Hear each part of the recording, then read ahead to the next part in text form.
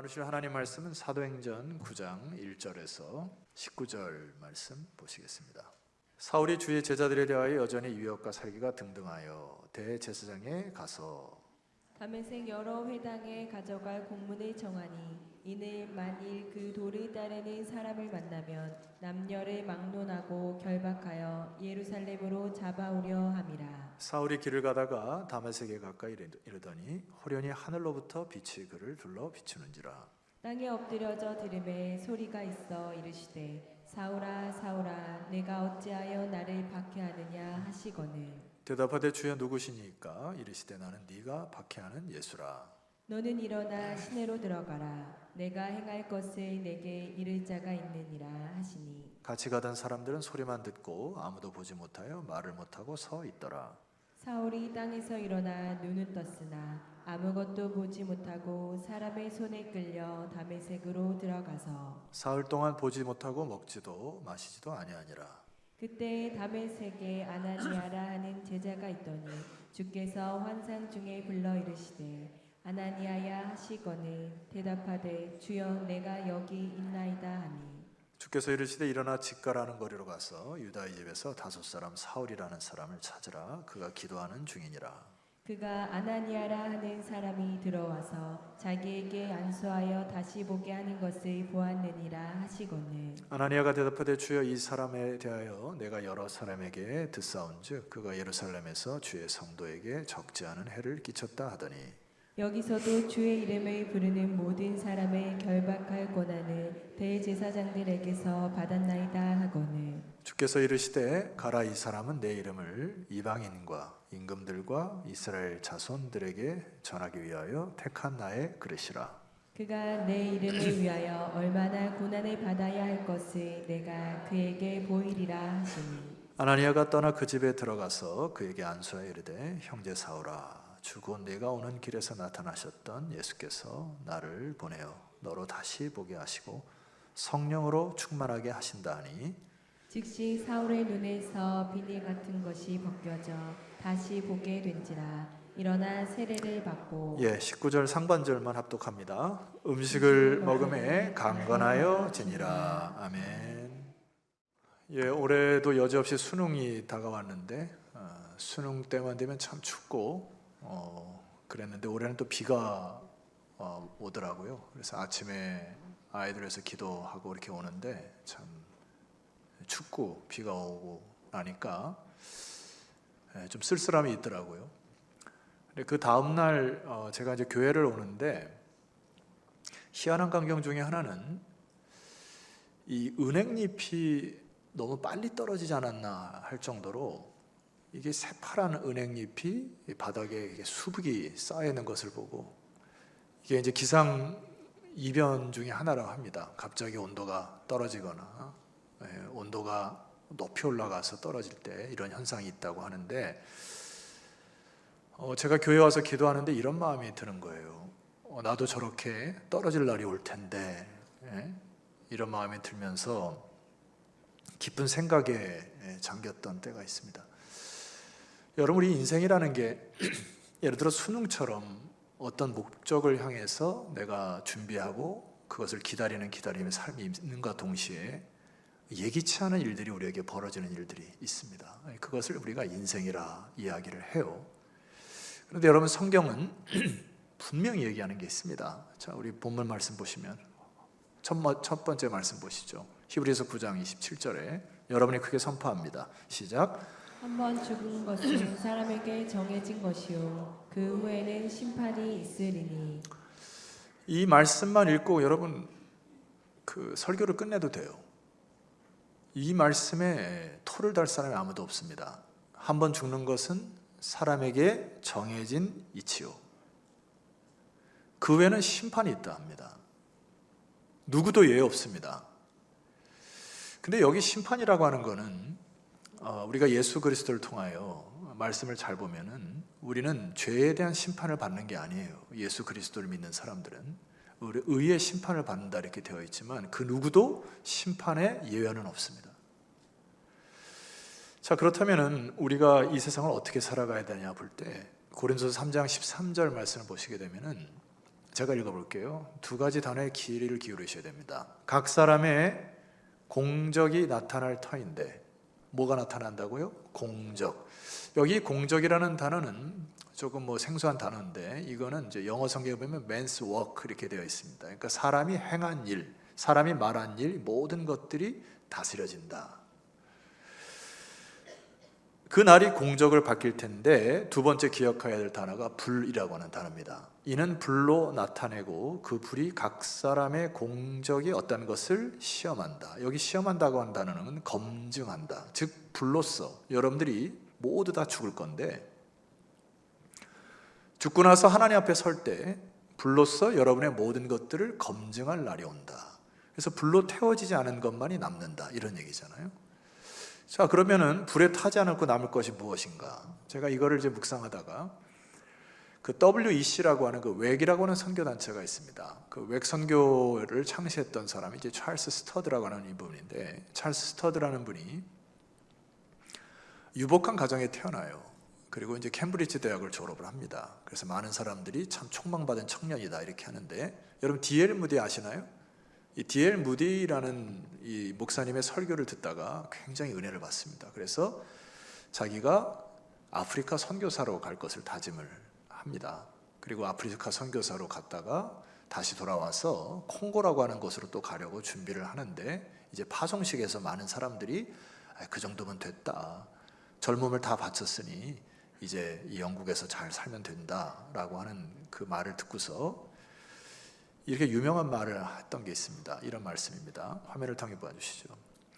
만일 그리스도 예수가 나의 하나님이시며 나를 위해 죽으셨다면 그분을 위한 나의 어떤 희생도 결코 크다고 할 수 없는 것입니다 라고 얘기를 했습니다. 그리고 그 유명한 시 하나를 이제 발표를 하는데, 이 시가 한 8년 9년으로 되어 있는데 제가 1000년만 잠깐 소개시켜 드릴게요. 영어 제목은 Only One Life라고 하는 시 제목인데, 오직 한 번뿐인 인생입니다. 오늘 두 줄짜리 금언을 나는 들었다. 종전 걸음으로 삶의 길을 가던 날 내 가슴에 확신을 심어준 그 말, 영영 내 마음을 떠나지 않네. 오직 한 번뿐인 인생 속히 지나가리라. 오직 그리스도를 위한 일만이 영원하리라. 이 종전 걸음으로 우리 인생을 살아가는데, 많은 사람들이 어떤 많은 일을 해야 인생이 남는다고 생각하는데, 여기 스터디의 얘기는 뭐죠? 오직 그리스도를 위한 일만이 남는다, 불에 태워지지 않는다, 이 얘기거든요. 여러분, 어느 누구도 헛된 인생을 살고 싶지 않아요. 어느 인생도 가치 있는 인생을 살고 싶어 합니다. 여러분 맞죠? 여러분 인생을 그냥 대충 살다가 주 앞에 서고 싶은 사람 없습니다. 오늘 사울의 인생을 통해서 여러분 도전과 은혜와 방향 전환이 좀 있었으면 좋겠는데, 자 1절 말씀 보면은 여러분이 한번 읽어볼게요. 본문에. 자 시작. 우리 주의 제자들에 대하여 여전히 위협과 살기가 등등하여 대제사장에게 가서. 예, 여기 그 사울이라는 사람이 살기가 등등했다. 이 등등했다고 하는 거는 이제 맹수가 그 다른 거를 잡아먹으려고 먹잇감을 앞에 두고 으르렁거리는 모습입니다. 여전히 위협과 살기가 등등하여 뭔가를 당차게 일을 하고 있습니다. 무슨 일을 했냐면은 2절 말씀 보면은 이분도 여러분 읽어봅시다. 시작. 다메섹 여러 회당에 가져갈 공문을 청하니 이는 만일 그 도를 따르는 사람을 만나면 남녀를 막론하고 결박하여 예루살렘으로 잡아오려 함이라. 예, 여기 보면 이제 그 도를 따르는 사람이 있는데, 이제 헬라어 원을 보게 되면은 이거는 그 길 위에 서서 걷는 사람들. 그러니까 예수 그리스도를 믿고 새로운 인생을 살아가는 사람들을 잡아다가 결박하여 예루살렘으로 잡아오는 일을 아주 살기가 등등한 채로 하고 있었단 말입니다. 이게 거리상으로 240km인데요. 잡아가지고 데리고 올 때 한 일주일 걸립니다. 근데 전 지역을 돌아다니면서 예수 믿는 사람만 잡아가지고 사내들인 공회에 넘겨서 재판에 넘기는 이 일에 목숨 걸고 하는 거예요. 목숨 걸고. 이게 일사각오의 일을 막 마음에 품고 하는, 도대체 이 일을 왜 했을까? 지난주에 제가 여러분의 스데반의 기도와 순교를 말씀드렸는데, 이것을 보고 느꼈음에도 불구하고 아직까지는 이 사울이 브레이크가 고장난 폭주 기관차처럼 막 달려가는 인생을 살게 됩니다. 왜 그랬을까? 여러분, 이 부분을 제가 의문을 하다가 제가 예전에 읽었던 책 하나를 소개합니다. 이제 예루살렘의 아이만이라는 책인데, 그림 하나 봐주시면은 이제 한나 아렌트라고 하는, 이게 이스라엘 여인이에요. 이 여인이 이제 미국으로 도미를 하게 됩니다. 그 나치 학살을 피해가지고.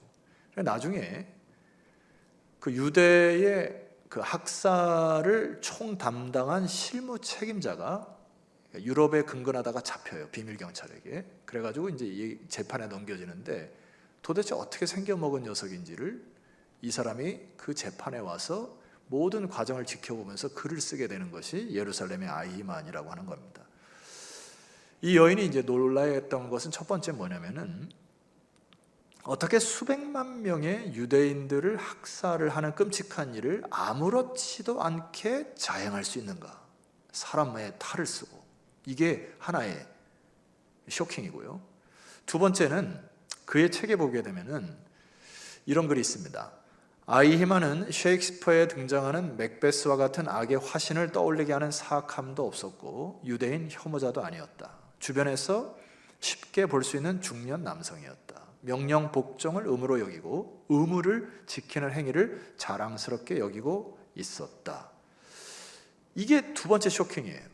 너무나 평범한 사람이었고 너무나 정상적인 사람이었던 것이 놀랍고, 그를 진단했던 정신과 의사 6명도 정상적으로, 끔찍할 정도로 정상적이라고 하는 것에 결론을 내립니다. 그래서 이 여인이 모든 재판 과정을 지켜보고 딱 하나의 글을 이야기합니다. 저를 한번 따라 볼까요? 악의 평범성.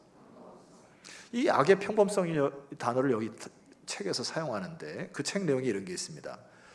평범하게 살아가는 사람일지라도 스스로 인식하지 못한 상태에서 커다란 악을 저지를 수 있다. 그건 자신이 하는 일의 이 의미를 모르는 데서 나온다. 즉 무지에서 악을 행할 수 있는, 생각의 무능력에서 악을 저지를 수 있는 그 누구도 예가 아니었습니다. 여러분이 아마 그 현장에 있더라면 어떤 시스템과 조직에 의해서 여러분조차도 그렇게 무참한 학살을 할 가능성이 있다라고 보는 것이에요. 그래서 이 여인이 그 책의 마지막에 이런 내용을 적습니다. 성찰하지 않는 인간이 어떤 가공할 결과를 초래하는지, 서로 죽고 죽이는 폭력의 메커니즘이 어떻게 구축되는지를 아이만의 사례는 잘 보여준다. 이 여인이 주장하는 게 뭐죠? 성찰이라는 게 중요하다는 얘기입니다. 생각이라는 게 중요하다는 얘기예요. 내가 일을 왜 하고 있는지, 이 일이 악인지 선인지 깊이 성찰을 해야 한다. 여러분, 지금 사울이라는 사람이 자신의 무지의 상태에서 악을 저지르는 이 악의 평범성의 장본인 같지 않습니까? 사울은 지금 자기가 갖고 있는 신념으로 똘똘 뭉쳐 있습니다. 예수는 죽었다라고 하는 전제를 가지고 저 한 청년을 믿는 또 다른 종교를 무참히 짓밟아야 하나님께 영광에 돌린다라고 생각을 하고 하이나처럼 예수 믿는 사람들을 잡아 죽이는 일을 전심을 다하고 있는 악의 평범성의 장본인이 사울입니다. 여러분, 제가 말씀을 준비하면서요, 이 모습이 우리에게 다 있다는 생각입니다. 깨닫지 못하면 우리는 무서운 일을 저지르고도 모릅니다. 자기가 얼마나 악한지도 모릅니다. 여러분, 그런 적 있지 않아요? 내가 열심을 막 내고 지나치게 막 강력하게 밀어붙였던 일들이 나중에 보니까 실수했던 일, 여러분 있지 않습니까? 나름 열심을 다 했어요. 여러분 가정에서도 마찬가지죠. 내가 남편에게, 아내에게, 자녀들에게 막 열심을 다 했는데 뚜껑을 열어보면 힘들어요. 갈등입니다. 뭔가 잘못된 거죠. 자기 신념과 자기의 생각에 사로잡혔던 가능성이 높습니다. 여러분, 이런 경우 없습니까? 부모로서 아이들을 키우면서 어떤 날 그냥 작심을 하고 애를, 너 여기 앉아, 막 자기의 생각, 가치관 막 얘기를 하고, 심지어 분이 안 풀리니까 매를 들어가지고 이 녀석 하면서 나중에 알고 보니까 참된 교육보다는 내 감정과 분에 못 이겨서 매를 든 적 없습니까? 내가 아이에게 상처를 줘가지고 아이가 밤새도록 신음하는 소리를 듣고 여러분 한쪽 저편에서 울으셨던 건 없으세요? 밤새 내가 잘못된 교육으로 우리 아이가 망가진 것처럼 느껴질 때 밤새도록 운 적 없습니까? 여러분, 우리는 자기를 돌아보지 아니할 경우에 악의 평범석의 장본인이 될 확률이 높습니다. 교회 생활을 하면서나 우리가 수많은 관계 속에서요, 굉장히 고집스러움이 있습니다. 나는 저 사람과 대화 안 할 거야. 그리고 무시하는 경우가 있는데 위험합니다. 자기의 신념일 확률이 높아요. 많은 사람들이, 심리학자들이 얘기하잖아요. 우리가 현실에 일어나는 건 10%인데 과거에 묶여 있거나 미래에 일어난 일들을 사서 고생하고 사서 생각함으로 너무나 그것에 묶여 살아서 현실을 충실히 하지 못하는 부분 말입니다. 때로는 이 악의 평범성이라는 것들은 내가 그것을 악이라고 생각하면서도, 이것이 잘못됐다고 생각하면서도 주체할 수 없는 상황 속에 밀려 떠내려가는 여러분의 인생을 보지 않으세요? 여러분, 그래서 예배가 중요한 겁니다.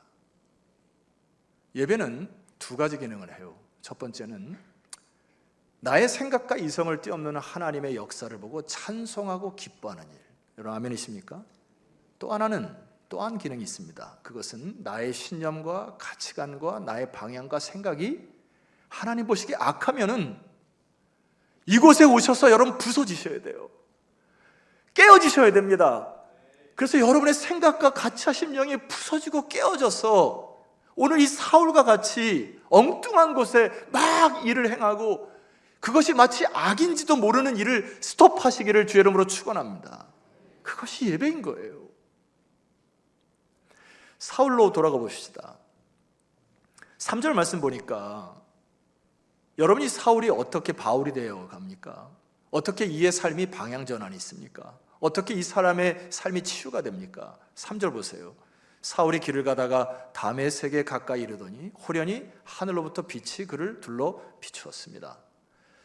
땅에 엎드러져 들음의 소리가 있어 이르되 주님께서 사울을 부르십니다. 사울아 사울아 네가 어찌하여 나를 박해하느냐 하시거늘 5절 대답하되 주여 누구시니까 이르시되 나는 네가 박해하는 예수라 하고 사울을 부릅니다. 이게 지금 사울을 깨는 말씀이죠. 무슨 말씀이죠? 사울은 예수님이 죽었다 생각했습니다. 근데 예수님이 나타나서 사울의 이름을 부르십니다. 그러니까 죽은 자가 아니라 산 자요 부활한 자임을 사울이 듣게 되는 거예요. 그래서 이 살아있는 주를 만나니까 그가 가졌던 가치관, 신념, 그가 가졌던 이 악의 평범성이 한순간에 무너지기 시작합니다. 여러분이 섬기는 주님 예수님은 누구십니까? 여러분에게 있어서 많은 주석학자들이 이 사도행전 9장을 사울의 회심장이다 이렇게 얘기를 하는데 저는 동의할 수 없습니다. 이 사도행전 9장은 사울의 회심장, 회심보다도 먼저 주님이 찾아오신 장이다. 저는 이렇게 표현하고 싶어요. 주님이 사울을 찾아오셔서 그의 이름을 불러서 그의 인생을 완전히 바꾸는 주님의 역사이다. 믿습니까? 주님께서 저와 여러분도 부르셨다는 얘기입니다. 여러분 눈을 똑띠 뜨고 저를 한번 보세요. 잘 보이네요. 한 사람도 예외 없이 주님께서 여러분을 부르시지 않았다면 아무도 이 자리에 올 자격이 없습니다. 저 역시도 우리 양가를 통틀어서 제가 첫 목회자거든요. 말을 안 할게요. 어렸을 적부터 이게 막 복대기고 부딪히고 제사상 차릴 때 도망하고 이런 일들이 막 주마등처럼 지나갑니다. 하나님께서 저를 청소년 때 부르셨던 그때가 힘들고 어려울 때마다 떠올라요. 그때 왜 은혜인지 말입니다. 그 조그만 아이가 하나님의 은혜에 막 울다가 웃다가 기도하다가 찬양하다 밤새 그렇게 했던 때가 기억이 나요. 그거를 저를 첫 부르심이라고 생각합니다. 목회를 하다 보니까 여러 가지 많은 일들이 있는데 그 부르심에 흔들림이 없습니다. 때로는 하나님께서 어렵고 힘들 때마다 하나님께서 부르시는 역사가 있어요. 때로 어떤 부분에 대해서 이렇게 역사할 때가 있습니다. 여러분, 제가 장단하건대 하나님께서 여러분을 먼저 부르심을 믿으시기를 소망합니다. 그리고 삶의 곳곳에서 여러분을 부르시는 거예요. 계속 부르시는 겁니다. 이 살아계신 주님을 믿고 나아갈 때 여러분이 갖고 있는 고정관념이 깨지는 거예요. 그리고 사울에게 주님께서 뭐라고 첫마디를 띄시냐면은, 야 사울아, 어찌하여 네가 나를 박해하냐. 이거는 사실 사울에게 청천벽력과 같은 이야기죠. 아니 주님, 내가 지금 하나님의 영광을 위해서 이렇게 힘을 다하고 있습니다. 아니, 너가 하는 일은 지금 나를 박해하는 거야. 하나님의 교회를 무너뜨리는 거야 하고 사도 바울이 가졌던 고정관념을 완전히 부수십니다. 여러분, 그래서 예배가 중요한 거예요. 예배 때마다 여러분들이 하나님께서 여러분에게 뭐라 말씀하시는지 그 말씀 붙들고 여러분이 갖고 있는 고정관념을 깨부시는 이 시간 되었으면 좋겠습니다. 한 주간 동안 제가 말씀 묵상하다가 이 얘기를 할까 말까 고민 중인데 할까요? 제가 주님에게 기도했어요. 주님, 주님 저에게 뭐라고 요즘에 저를 얘기하시길 원하십니까? 그랬더니 어느 날, 야 용서가, 너 왜 나한테 무관심하냐? 아니 주님, 제가 뭘 무관심해요? 지금 뭐 열심히 목회하고 뭐 힘을 다해서 하는 거 말했더니, 네 나한테 무관심하니까 나한테 인사도 안 하고 아침 일어나면 뭐 인사도 안 하고 하루를 시작하고 그러더만. 그래서 내가 예, 알았습니다 주님. 그래서 내가 아침마다 요즘에 습관이 하나 생겼어요. 아침 일어나자마자 침대에 딱 앉아가지고, 주님 오늘 하루 주신 거 감사하고 오늘 예배 오기 전에 아침에 벌떡 일어나서, 주님 내가 주님 사랑한다니까요. 무관심하는 게 아니라고요. 주님, 내가 사랑의 표현을 하고 그렇게 다니겠습니다. 주님의 이 저의 부정적인 부분을 주님에게 말씀하셨지만은, 제가 이제 한 주간 동안에 뭐 전화 신방도 하면서 슬픔을 당한 가정을 이제 위로하려고 전화를 드렸는데, 참 놀라운 일 중에 하나는 주님께서 그 데려가신 그 영혼의 환한 얼굴로 천국에서 있는 모습을 보여주심으로 그 가족이 다시 이겨갈 수 있는 힘을 주시는 우리 주님, 각양각색의 방법으로 하나님께서 여러분의 역사하실 것을 믿으시기를 소망합니다.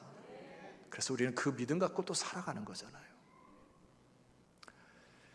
여러분, 사울이 바울 되는 과정을 가만히 지켜보면은 참 우리들의 생각과 좀 다른 일들이 많이 있습니다. 예를 들어서 지난번 스데반 순교할 때 그 앞에 그냥 무릎 꿇고, 제가 이제 말씀드린 거는 먼 훗날 사도 바울의 가슴에 크게 때린 것 같은 느낌이 들어서 말씀드린 거지만, 그냥 우리 인간적인 마음으로는 스데반이 그 용서의 기도를 듣고 거기서 무릎 꿇고 막 내가 잘못했으면 통해 잡아가면 돼야 되는 거 아닙니까? 그냥 확 한 번에 그냥. 그렇게 하지 않아요. 하나님은 굉장히 인격적이십니다. 한 사람을 만들어 가실 때 그 사람의 기질과 성향에 따라 하나님 다뤄가시는 것이 보여요. 이 사도 사울이라는 사람도 빛을 통해서 눈을 잠깐 멉니다. 그래서 3일 동안 식음을 전폐하죠. 보지도 못하고 먹지도 않아요. 금식 상태에 돌입합니다. 왜 그럴까요? 성찰이 필요한 거예요. 사울에게. 내가 이 순간까지 왜 이렇게 악의 화신이 되었는지 자신을 되돌아보고 성찰의 시간이 필요한 것을 하나님이 만져가십니다. 때로 여러분의 이 3일과 같은 금식의 날이 올 때가 있습니다.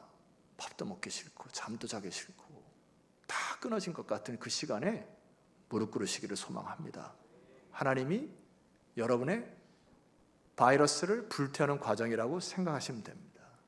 또 하나, 그냥 사울을 일으키셔서 그냥 사용하면 되는데 여기에 아나니아라고 한 사람을 붙여주십니다. 자, 10절 말씀 보니까, 그때에 보이십니까? 다메섹에 아나니아라는 제자가 있었는데 주께서 환상 중에 불러 이르되 아나니아 하시거늘 대답하여 주여 내가 여기 있나이다. 주께서 이르시되 일어나 집가라 하는 거리로 가서 유다의 집에 다섯 사람 사울이라 하는 사람을 찾으라 그가 기도하는 중이라 하고 아나니아를 부르십니다. 왜요? 하나님의 나라는 혼자 하는 게 아닙니다. 혼자 똑똑해서 혼자 어떤 재물을 가지고 하는 게 아니고 서로 합력하여 선을 이루는 것, 하나님의 공동체 역사라는 것을 보여주는 거예요. 그래서 아나니아가 이렇게 대답합니다. 주여, 13절, 이 사람에 대하여 내가 여러 사람에게 듣사오는데 그가 예루살렘에서 주의 성도에게 적지 않은 해를 끼쳤다고 자기의 생각을 얘기합니다. 그런데 15절 말씀 보니까 주께서 이르시되 가라, 이 사람은 내 이름을 이방인과 임금들과 이스라엘 자손들에게 전하기 위한 택한 나의 그릇이라. 아나니아가 이제 여기 제자라고 표현되어 있는데 17절 말씀 보면은 참 은혜스럽습니다. 제가 읽어볼게요. 아나니아가 뭐 했습니까? 떠났습니다. 토를 달지 않아요. 주님 말씀하신 것에 귀를 기울여서 응답되면 떠납니다. 여러분, 제가 짧은 목회 소견에 주님의 나라는 복잡한 것이 아니라고 저는 느껴져요. 내가 연말이라서 말씀드리는 거 아니에요. 연말이 돼서 내년에 이렇게 일들이 있고 주일을 하자 그러면 뭐가 이렇게 복잡한지, 뭐가 이렇고 저가 이렇고 저가 결과적으로 못 하겠습니다 이런 거거든요. 근데 여러분의 앞으로 인생 복잡할 겁니다. 내가 볼 때는. 아멘의 순종이 뭐냐면은, 여러분, 제가 앞에 스터드라는 이름도 여러분 소개시켜드렸죠. 여러분, 왜 우리 인생에 있어서 내가 생각하는 계획이 없겠어요?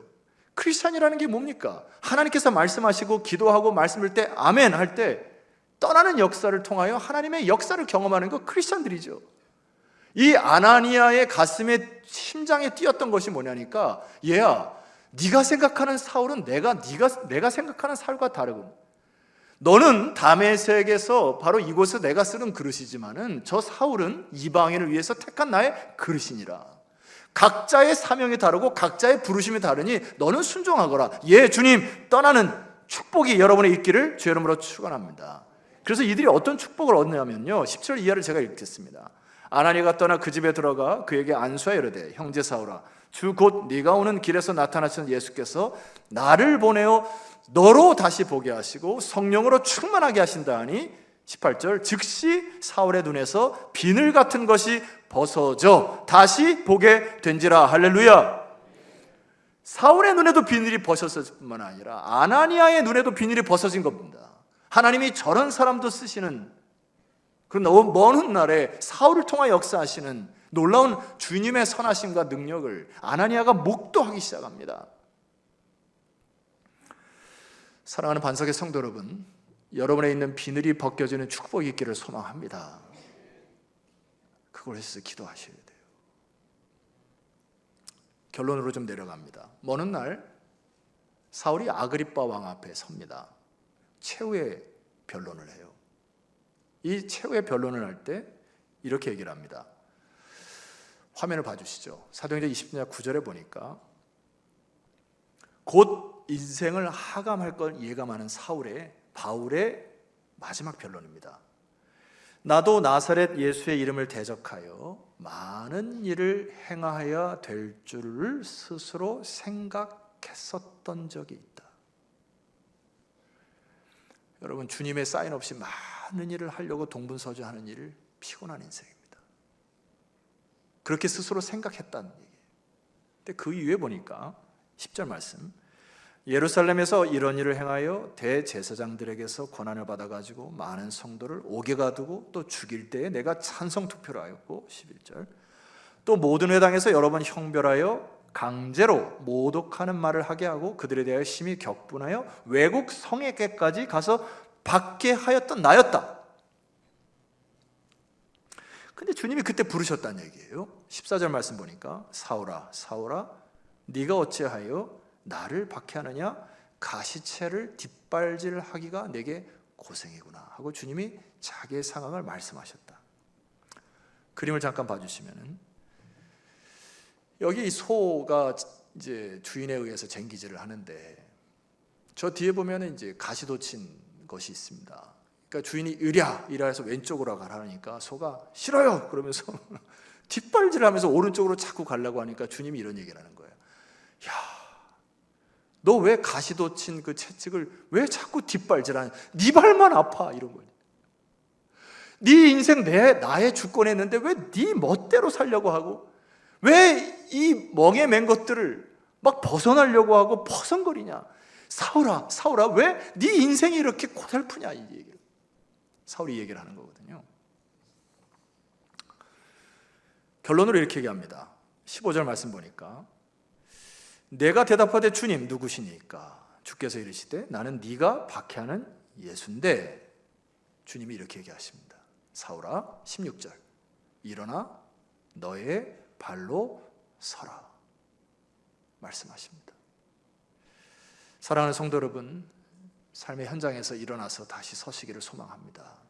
여러분은 그냥 인생에 와서 적당히 살다가 대충 떼다 가는 인생이 아니에요. 어떤 인생이 되어야 되냐면은 17절 내려가 보시면은 이스라엘과 이방인들에게서 내가 너를 구원하여 그들에게 보내요. 첫 번째 18절 따라합시다. 아니 제가 할게요. 그 눈을 뜨게 하여 이제 따라하시면 됩니다. 어둠에서 빛으로, 사탄의 권세에서 하나님께로. 이게 사울의 미션이었는데 이 미션을 통하여 저 여러분이 다시 살아난 거거든요. 어둠에서 빛으로, 사탄의 권세에서 하나님께로. 아멘이시죠? 그 다음 말씀 보니까 죄사함과 나를 믿어 거룩하게 된 무리 가운데서 기업을 얻게 하려 하셨다. 불에 타지 아니하는. 다시 한번 죄사함과 나를 믿어 거룩하게 된 무리 가운데서 영원한 기업을 얻게 하는 인생을 주님께서 살게 하셨다. 여러분이 인생을 사모하시기를 소망합니다. 주님의 음성에 귀를 기울이고 아멘 하고 나아갈 때 여기 강단에 과일들이 있잖아요. 이렇게 추수감사절 때 오곡백과를 걷어들여서 하나님 주 앞에 영광 돌립니다 라고 하는 상징으로 우리가 강단에다가 이 과일들을 갖다 놓습니다. 여러분의 인생 하나하나가 여기에 가을과 같은 거예요. 여러분이 다 죽을 때 하나님의 심판대 앞에 설 때 여러분의 인생이 아름답게 드려져서 여러분을 통하여 수많은 사람들이 어둠에서 빛으로, 사단의 권세에서 하나님께로 사용되어지는 축복의 통로가 되었으면 좋겠습니다. 자리에서 일어납시다. 스터드의 마지막 그 시의 연을 준비했습니다. 제가 읽어드리고 함께 찬양했으면 좋겠습니다. 오직 한 번뿐인 인생, 단 한 번뿐인 인생, 나 지금 구하오니 주님의 뜻 이루소서. 마침내 하늘로 부름받는 그날 난 고백하리 주님 위에 살 가치가 있었다고. 마지막에 함께 읽을까요? 오직 시작. 오직 한 번뿐인 인생 속히 지나가리라.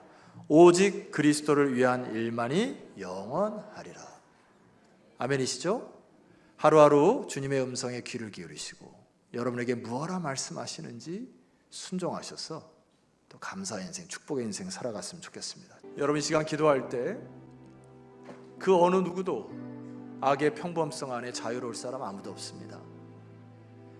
우리가 개인이 생각하고 묵상한다고 해서 그것을 뛰어넘을 수 있는 힘과 능력이 우리에게는 없습니다. 여러분 주님께서 여러분의 부르신 부르심에 감사와 은혜로 나아가시기를 주의 이름으로 축원합니다.